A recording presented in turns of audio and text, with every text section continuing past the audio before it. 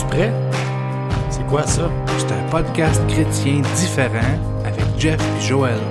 Prêt, pas prêt? On commence. Dans 3, 2, 1...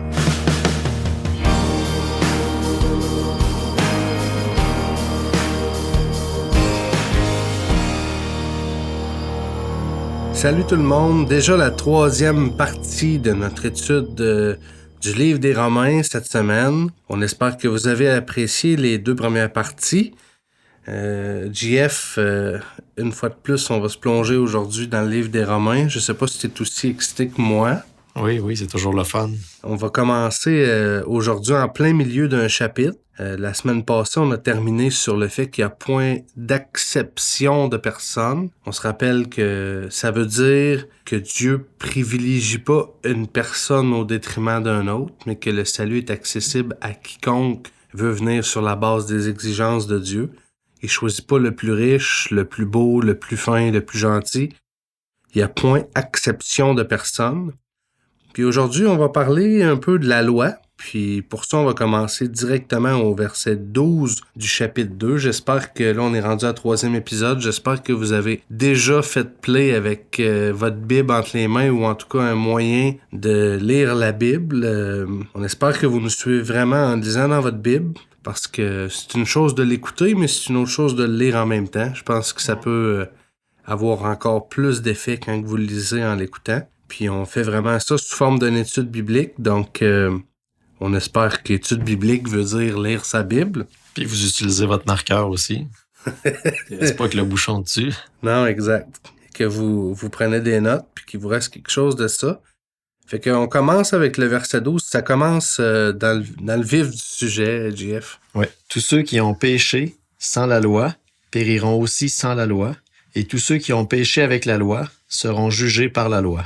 Ce ne sont pas, en effet, ceux qui écoutent la loi qui sont justes devant Dieu, mais ce sont ceux qui la mettent en pratique qui seront justifiés. C'est pas juste de l'écouter. Il y a du monde qui pouvait se réunir dans ce temps-là, peut-être dans les synagogues, puis écouter la loi. Ouais. Mais c'est pas ceux qui écoutent. Je peux aller m'asseoir à l'église à toutes les fois, puis écouter un pasteur me dire tout ce qu'il faut que je fasse ou tout ce qu'il faut pas que je fasse, peu importe. Mais c'est pas ceux qui écoutent la loi qui sont justes. C'est ceux qui la mettent en pratique. Quand les païens, qui n'ont point la loi, font naturellement ce que prescrit la loi, ils sont, eux qui n'ont point la loi, une loi pour eux-mêmes. Ils montrent que l'œuvre de la loi est écrite dans leur cœur, leur conscience en rendant témoignage, et leurs pensées s'accusant ou se défendant tour à tour. C'est ce qui paraîtra au jour où, selon mon évangile, Dieu jugera par Jésus-Christ les actions secrètes des hommes. Je sais qu'au dernier épisode, on a parlé de juger. On a parlé beaucoup de ça. Toi qui juges, tu es donc inexcusable. Mais il viendra un jour où Dieu jugera. On voit ici au verset 16 ce que Dieu va juger. Le jour où il va juger par Jésus-Christ, il va juger les actions secrètes des hommes. Tu vois, il y a beaucoup de gens qui sont des modèles en public. Mais Dieu connaît même les pensées des cœurs. Même ce qu'on dit pas, qu'on fait juste penser. Dieu il connaît, puis un jour qui va paraître où c'est les actions secrètes des hommes qui vont être connues. Puis c'est drôle parce que Paul parle ici du fait que des fois on dirait qu'il y a des païens qui naturellement font ce que la loi prescrit ou ce qu'on pourrait appeler ce que le sens moral prescrit. On connaît probablement tous des gens qui sont des gens bien. C'est du bon monde qu'on appelle. Ils sont des gens bien. Ils font du bénévolat, ils donnent aux pauvres, ils ont le cœur sur la main, ils donneraient leur chemise, comme on dit. Des gens vraiment bien. Ça peut être des païens, mais qui font naturellement ce que prescrit la loi. Puis c'est parce que leur conscience, c'est-à-dire leur pensée s'accuse ou se défendent à leur tour. Ça, c'est comme la petite voix intérieure, là, tu sais. Ils ont une conscience, une bonne conscience qui leur dit ce qu'ils devraient faire puis ce qui est bien. Puis bizarrement, des fois, on dirait que pour les chrétiens, c'est quasiment plus difficile de faire ce qui est bien que pour certaines des personnes qu'on croise qui sont du bon monde. Des fois, le chrétien, lui, a l'impression que... Comment ça se fait que moi, je suis autant de difficultés à faire ce qui est bien, mais une fois de plus, j'aimerais vous rappeler que c'est Paul qui parle ici. puis il écrit le livre aux Romains. Puis j'ai hâte qu'on se rende vers les chapitres 7 ou 8, on s'en va là rapidement, où Paul va parler un peu de sa relation avec la loi. Mais j'aimerais juste vous rappeler que la personne qui écrit ça est une personne qui faisait pas naturellement ce qui était bien. Donc, il avait été instruit, étant lui-même juif, instruit selon la loi des Juifs. Puis ce qu'il faisait avec ça, c'est qu'il pourchassait les gens pour les mettre en prison, puis les mettre à mort. Donc, c'est pas parce qu'on fait naturellement ce qui est bien ou qu'on fait pas naturellement ce qui est bien qu'on a une chance d'être un chrétien ou pas, ou d'y parvenir. Là. Je rappelle qu'au dernier épisode, on a vu que Dieu il fait pas exception de personne. Il privilégie pas celui qui faisait naturellement ce qui est bien comparativement à celui pour qui c'est pas naturel de faire ce qui est bien, mais plutôt ce qui est mal. Ouais. Tu vois, à partir du verset 17, Paul va s'adresser directement aux Juifs. Le chapitre 2, la première partie, qui était du verset 1 au verset 16, Paul s'adressait aux païens, c'est-à-dire aux non-juifs. Puis la deuxième partie du chapitre 2, du verset 17 au verset 29, Paul va s'adresser aux Juifs directement. Toi qui te donnes le nom de Juif, qui te repose sur la loi, qui te glorifie de Dieu, qui connaît sa volonté, qui apprécie la différence des choses, étant instruit par la loi, toi qui te flattes d'être le conducteur des aveugles, la lumière de ceux qui sont dans les ténèbres, le docteur des insensés, le maître des ignorants, parce que tu as dans la loi la règle de la science et de la vérité. Toi donc, qui enseignes les autres, tu ne t'enseignes pas toi-même. Toi qui prêches de ne pas dérober, tu dérobes. Toi qui dis de ne pas commettre d'adultère, tu commets l'adultère. Toi qui as en abomination les idoles, tu commets des sacrilèges. Toi qui te fais une gloire de la loi, tu déshonores Dieu par la transgression de la loi. Car le nom de Dieu est à cause de vous blasphémés parmi les païens, comme cela est écrit. La circoncision est utile si tu mets en pratique la loi.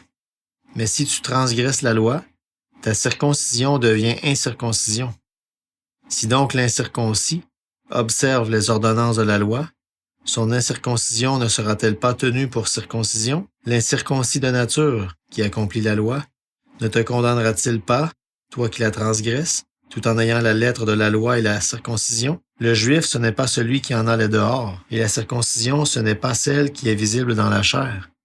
Mais le juif, c'est celui qui l'est intérieurement.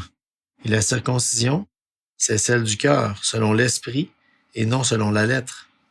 La louange de ce juif ne vient pas des hommes, mais de Dieu. Ouais, il y a plusieurs choses là-dedans. J'aimerais peut-être, JF, porter à l'attention de nos auditeurs, parce qu'il y en a peut-être qui ne le savent pas, que la circoncision, c'est une alliance que Dieu avait prise avec Abraham. Donc, c'est une alliance qu'on retrouve dans l'Ancien Testament, que les Juifs ont toujours respectée. Mais ce qui se produit, c'est ici qu'on peut voir entre les lignes, c'est que les Juifs tentaient de faire respecter la circoncision aux gentils, aux gens des nations, aux gens qui sont pas Juifs. Ça veut dire, si tu voulais devenir un chrétien, même si t'étais pas Juif, ils voulaient que tu te fasses circoncire. Puis là, ce que Paul met en lumière ici, c'est que même si t'es circoncis, si tu transgresses la loi, ta circoncision, elle vaut rien. Elle devient une incirconcision. Mais si le gentil, lui, qui est pas circoncis, il observe la loi, ben, il va te juger. Pas sur la terre ici, mais je veux dire, il va servir de barème au jour du jugement, quand les actions secrètes des hommes vont être révélées. Jésus va pouvoir dire, regarde là, il a même pas les lettres de la loi, il est pas juif, il est pas circoncis, mais il observait la loi. Qu'est-ce qu'elle vaut ta circoncision? Donc, on voit encore une fois de plus que Paul explique aux Juifs que ce sont pas en effet ceux qui écoutent la loi qui sont juste devant Dieu, mais ce sont ceux qui la mettent en pratique. Même si l'incirconcis pratique la loi, ben c'est sûr qu'il va te condamner parce que toi tu la transgresses même si t'as la lettre, même si t'as la circoncision. Donc on avait toujours dit qu'on allait passer plus rapidement sur les bouts qui parlent des Juifs, mais je voulais quand même qu'on puisse faire cette précision-là sur l'alliance de la circoncision. Puis aussi la balance entre les deux. Avoir la lettre de la loi puis avoir la circoncision. c'est pas ça qui fait de nous quelqu'un de juste, mais c'est plutôt de l'observer. Donc, on va au verset 3. Au chapitre 3. Quel est donc l'avantage des Juifs ou quelle est l'utilité de la circoncision? Il est grand de toute manière, et tout d'abord en ce que les oracles de Dieu leur ont été confiés. Et quoi? Si quelques-uns n'ont pas cru, leur incrédulité anéantira-t-elle la fidélité de Dieu? Ouais, il faut que je t'arrête là, JF. Ça, c'est un verset que j'aime vraiment beaucoup. Parce que c'est quelque chose qu'on peut vivre sur une manière régulière. Par exemple, quelqu'un était malade, la personne meurt de sa maladie. Puis là, il y aura toujours un incrédule pour venir dire « Mais pourquoi Dieu l'a laissé mourir? S'il était malade, vous dites que Dieu guérit. Pourquoi Dieu l'a pas guéri? Et si quelques-uns n'ont pas cru, leur incrédulité anéantira-t-elle la fidélité de Dieu? » C'est un verset qu'on peut appliquer directement là. C'est-à-dire que si quelqu'un n'a pas cru, ça veut pas dire que Dieu est pas fidèle pour guérir nos maladies. On a un épisode qui dit Dieu est fidèle et juste dans le podcast. Il est juste pour le faire pour toi s'il l'a fait pour moi, puis il est fidèle pour le faire à chaque fois que quelqu'un croit. C'est-à-dire que si quelqu'un n'a pas cru, ça anéantit pas la fidélité de Dieu. C'est qu'ils n'ont pas répondu à l'exigence. Puis c'est pas une grosse exigence, c'est croire. Si quelqu'un croit pas, on peut pas imputer à Dieu l'incrédulité de cette personne-là. Il est fidèle quand même. Ouais. Loin de là. Que Dieu, au contraire, soit reconnu pour vrai, et tout homme pour menteur, selon qu'il est écrit, afin que tu sois trouvé juste dans tes paroles, et que tu triomphes lorsqu'on te juge. Mais si notre injustice établit la justice de Dieu, que dirons-nous donc? Que dirons-nous? Dieu est-il injuste quand il déchaîne sa colère? Je parle à la manière des hommes. Loin de là. Autrement, comment Dieu jugerait-il le monde? Et si, par mon mensonge, la vérité de Dieu éclate davantage pour sa gloire, pourquoi suis-je moi-même encore jugé comme pécheur? Et pourquoi ne ferions-nous pas le mal, afin qu'il en arrive du bien, comme quelques-uns qui nous calomnient, prétendent que nous le disons? La condamnation de ces gens est juste. Quoi donc? Sommes-nous plus excellents? Nullement, car nous avons déjà prouvé que tous, Juifs et Grecs, sont sous l'empire du péché. Tous sont sous l'empire du péché. Ça, c'est un point tournant important. Dans l'Épître aux Romains, on est tous sous l'empire du péché. Je te laisse continuer. Selon qu'il est écrit, il n'y a point de juste, pas même un seul. Nul n'est intelligent, nul ne cherche Dieu. Tous sont égarés, tous sont pervertis, il n'en est aucun qui fasse le bien, pas même un seul. Ouais. Il n'y a pas même un seul juste. Il n'y a pas même une personne qui fasse le bien. Il ramène tout le monde sur le même pied d'égalité, que ce soit juif, grec, N'importe quoi. jaune, noir, n'importe quoi. Tout le monde égal. Il n'y en a pas un qui est juste. Il n'y en a pas un qui fait le bien. Là, on retourne un petit peu en arrière. Il disait, c'est pas celui qui écoute la loi qui est justifié, mais c'est celui qui la met en pratique. Mais là, il dit aussi qu'il n'y en a pas un seul qui est juste. Pas un seul qui fasse le bien. Tu sais, je dis souvent que la première partie de la Bible, l'Ancien Testament qu'on appelle, c'est une partie où Dieu nous prouve, ou plutôt c'est peut-être nous qui prouvons à Dieu, dans tout l'Ancien Testament, dans toute l'existence de l'homme, qu'on est incapable de suivre la loi à la lettre. Le peuple d'Israël, il se repent, il met sa vie en ordre, là, Dieu le bénit, ça prend un rien. Ouais, recommence tout le temps. On recommence à transgresser la loi. C'est décourageant à lire des fois l'Ancien Testament. C'est dit, voyons, qu'est-ce qui se passe? Mais c'est comme ça. Mais c'est parce qu'il n'y a point de juste, pas même un seul. Il n'y en a même pas un qui fasse le bien. Donc là, ça me force à te poser une question, JF. Est-ce qu'on peut être jugé? Est-ce qu'on peut être jugé par Dieu sous notre ou pour notre respect ou notre application stricte de la loi? Parce que Paul a dit, ce n'est pas celui qui écoute la loi qui est juste, mais c'est celui qui la met en pratique. Mais là, il dit aussi, il n'y a point de juste, pas même un seul. Il n'y en a aucun qui fasse le bien. Je me rappelle dans le dernier épisode, on a lu, puis il y avait quelque chose comme 22 mots que Paul parlait. Les querelles, rapporteurs, médisants, envieux. Mon voisin a un nouveau char, je l'envie. C'est pas quelque chose de trop grave, là. Non. C'est quand même pas, là... c'est pas un péché capital, comme diraient les catholiques. Mais pourtant, Paul met ça là. Il met ça là comme quelque chose qui est péché. Il n'y en a pas un qui fasse le bien, qui réponde à tous ces critères de la loi. Est-ce que Dieu peut nous juger sur nos œuvres de la loi, sur comment on vit la loi, puis on peut ressortir de là juste? C'est ça ma question. Mais on va continuer à lire, puis on va trouver nos réponses dans les prochains versets. Donc, verset 13. Leur gosier est un sépulcre ouvert. Ils se servent de leur langue pour tromper. Ils ont sous leurs lèvres un venin d'aspic. Leur bouche est pleine de malédiction et d'amertume.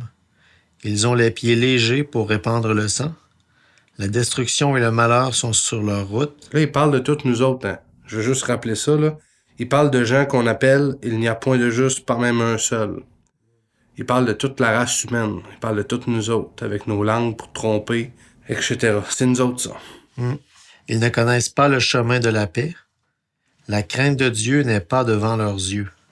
Or, nous savons que tout ce que dit la loi, elle le dit à ceux qui sont sous la loi, afin que toute bouche soit fermée et que tout le monde soit reconnu coupable devant Dieu. Wow!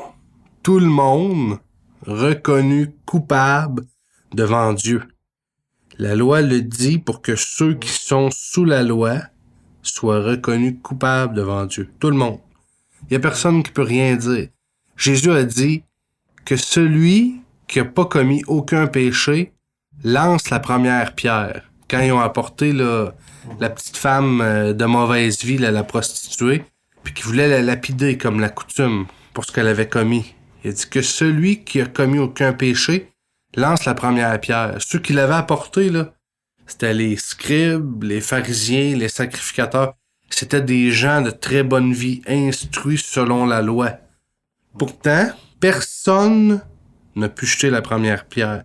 Ils avaient toute la bouche fermée et ils étaient tous reconnus coupables. Drette là, au tribunal de Jésus, là, live, là, ils ont tous été reconnus coupables parce qu'il n'y a personne qui a été capable de lancer une seule pierre. Même les meilleurs parmi les Juifs, les plus instruits, les plus pieux, les plus saints, ils n'étaient pas capables. Le verset 20, c'est le verset qui nous donne un peu le début de la réponse. Car nul ne sera justifié devant lui par les œuvres de la loi, puisque c'est par la loi que vient la connaissance du péché.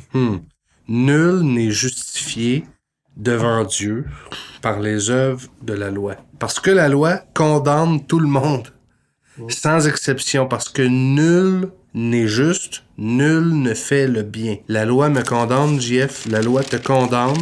Puis je me rappelle que dans le premier épisode, dans les premiers versets du premier chapitre, Paul disait « Par qui nous avons reçu la grâce et l'apostolat pour amener en son nom à l'obéissance de la foi tous les païens. » Puis j'avais dit souvent, j'ai l'impression que les gens lisent ça, l'obéissance de la loi au lieu de la foi. Parce qu'il y a un focus énorme qui est fait en devenant chrétien sur on doit obéir à la loi. Mais pourtant ici, Paul dit nul ne sera justifié devant lui, devant Jésus-Christ, par les œuvres de la foi. Donc, par l'obéissance de la loi, je recommence.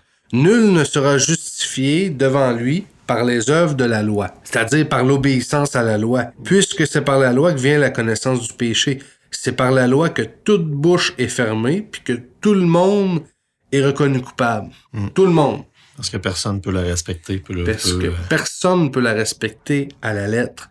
C'est d'ailleurs pour ça qu'il a dû descendre et puis venir mourir sur la croix, parce que c'était le seul qui pouvait vivre cette vie parfaite-là, puis payer le prix à notre place, parce que c'est nous qui devrions mourir pour les péchés qu'on commet, mais il est venu mourir à notre place. Fait que là, maintenant, la question qu'on se pose, en prévision de notre prochain ou de nos prochains épisodes, c'est si on n'est pas justifié par les œuvres de la loi, de toute façon, puis qu'on est tous coupables devant Dieu par la loi, ben, est-ce qu'on doit vivre sous la loi ou peut-être est-ce qu'on devrait faire tout ce qu'on veut parce que de toute façon, on est tous coupables de toute façon. Et on a tous la bouche fermée, on est tous coupables devant Dieu, puis c'est pas par les œuvres de la loi qu'on va être justifié. Fait que peut-être qu'on devrait dire tant pis la loi. Il n'y a rien à faire, oublie ça. Il y a rien à faire, faisons comme bon nous semble.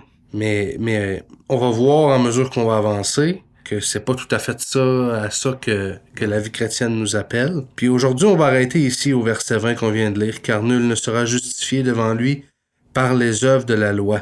Aucun. C'est pas pour notre respect de la loi ou pour notre obéissance à la loi qu'on va obtenir une justification ou qu'on va être présenté juste devant Dieu. Par contre, je veux pas lire le verset 21, mais je veux lire le titre. Tu vois, dans ma Bible, il y a un titre pour la prochaine section qui est écrit en caractère gras. Puis ça va nous donner un début pour le prochain épisode. La justification par la foi en Jésus-Christ. La semaine prochaine, on va attaquer le chapitre 3 à partir du verset 21. Puis on va regarder ensemble comment on peut être présenté devant Jésus-Christ justifié. Si c'est pas par les œuvres de la loi, c'est par la foi en Jésus-Christ, semble-t-il. C'est comment ça marche, ça. La foi en Jésus-Christ, puis de quelle manière on peut être justifié.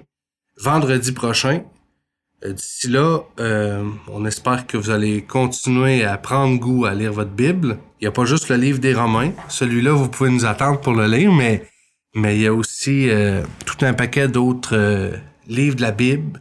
Vous pourriez peut-être entamer la lecture d'un autre des épîtres de Paul. D'un épître à l'autre, il y a beaucoup de choses qui se ressemblent. On espère que vous avez été bénis aujourd'hui et on se revoit vendredi prochain. Bonne semaine. Que Dieu vous bénisse. Que Dieu vous bénisse. Bye bye. T'as une question, un commentaire ou tu voudrais nous contacter? Tu peux nous écrire au contact@commercial-es-tu-prêt.info. Ça va nous faire plaisir de te répondre. À bientôt!